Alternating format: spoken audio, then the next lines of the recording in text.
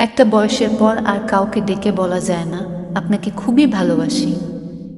একটা নির্দিষ্ট বয়স পেরোনোর পর বুকটা ফেটে গেলেও কাউকে ডেকে বলা যায় না আমার অসম্ভব কষ্ট হচ্ছে। কাউকে ডেকে বলা যায় না, জানেন, আমার খুব কাছের একজন আমাকে অবহেলা করছে, আমার ফোন রিসিভ করে না, মেসেজ সিন করে কিন্তু জবাব দেয় না। এগুলো তখন হাস্যকর মনে হয়।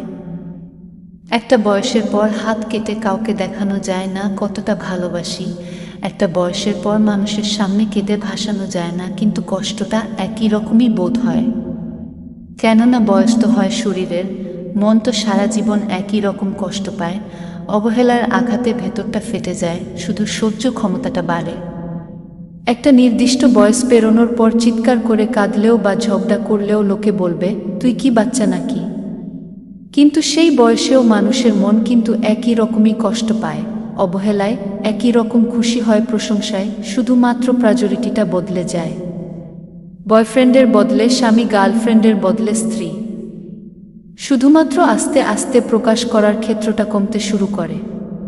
চিৎকার করে কাঁদার বদলে দরজা বন্ধ করে কাঁদতে হয়। কাউকে ভালোবাসলেও তাকে কখনোই বলা যায় না আপনাকে না পেলে মরে যাব।